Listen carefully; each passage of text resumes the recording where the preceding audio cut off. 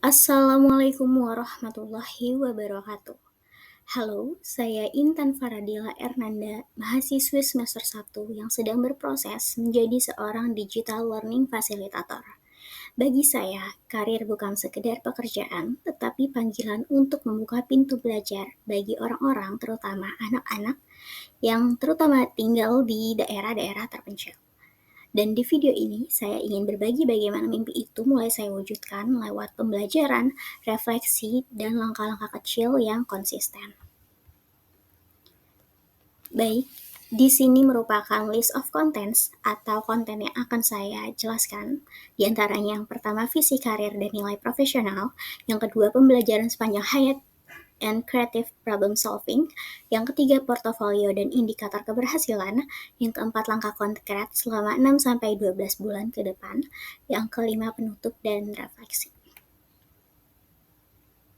Oke.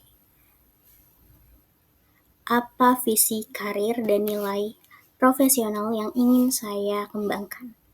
Pertama, visi profesional saya sederhana tetapi memiliki makna. Di antaranya, saya ingin merancang pengalaman belajar digital yang tidak hanya menarik, tetapi juga adil.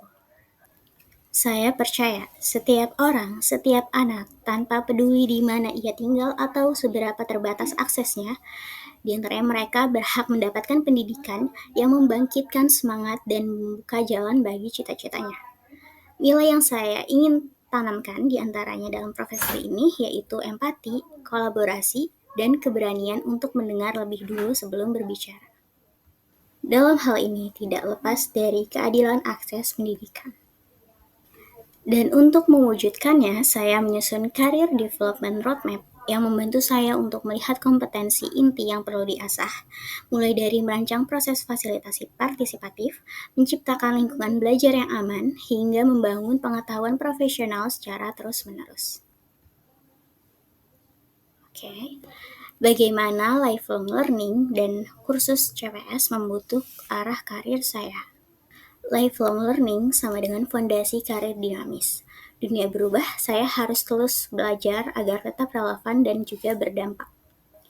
Prinsip lifelong learning benar-benar mengubah cara saya untuk memandang karir.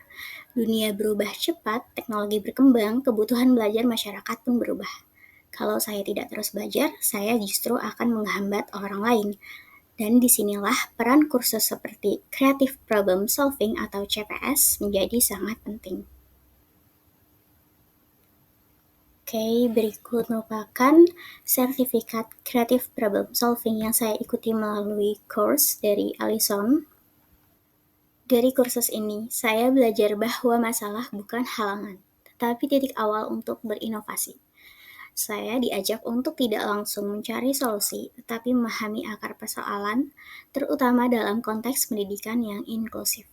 Misalnya, bagaimana merancang modul digital agar tetap bisa diakses meski jaringan internet yang terbatas, atau bagaimana membuat konten yang relevan dengan budaya lokal. Ini semua membutuhkan pendekatan kreatif yang berpihak pada pengguna, yang tersedia pada course ini. Oke, berikut langkah konkret 6-12 bulan ke depan, apa yang akan saya lakukan untuk saya bertumbuh. Dalam 6-12 bulan ke depan, saya mempunyai rencana konkret di antaranya mengikuti kursus online seperti Designing Interactive Workshop di Coursera, mempraktikkan fasilitasi dalam kegiatan kampus ataupun komunitas, kemudian mendokumentasikan setiap sesi sebagai bagian dari portofolio, lengkap dengan refleksi dan umpan balik peserta, dan yang paling penting yaitu mengikuti minimal 1 webinar per bulannya tentang fasilitasi, literasi digital, ataupun pengembangan komunitas. Saya juga akan aktif belajar dari mentor, baik dosen pembimbing maupun fasilitator di Akademi Produktif. Berikut merupakan foto diagram roadmap dan portofolio singkat saya. Di sini tersedia portofolio singkat saya sebagai mahasiswi pendidikan masyarakat 2025.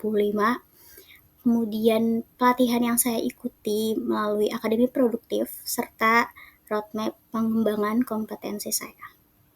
Karena saya percaya bahwa tumbuh itu butuh media seperti komunitas, dan bukan hanya dengan melalui usaha sendiri. Oke, apa yang saya pelajari? Melalui penyusunan roadmap ini, saya belajar satu hal penting, yaitu kekuatan saya bukan pada seberapa banyak saya tahu, tetapi seberapa besar saya mau menciptakan ruang di mana orang lain merasa dilihat, didengar, dan juga dihargai. Dan saya ingin mengajak kita semua, siapapun yang menonton ini, untuk tidak takut memulai dari hal yang kecil. Karena perubahan besar selalu dimulai dari langkah pertama yang penuh niat baik. Saya percaya fasilitator yang hebat bukan yang tahu segalanya, tetapi yang tak pernah berhenti belajar, bersama juga dengan orang-orang di sekitar. Sekian video explainer singkat dari saya, dan sampai jumpa.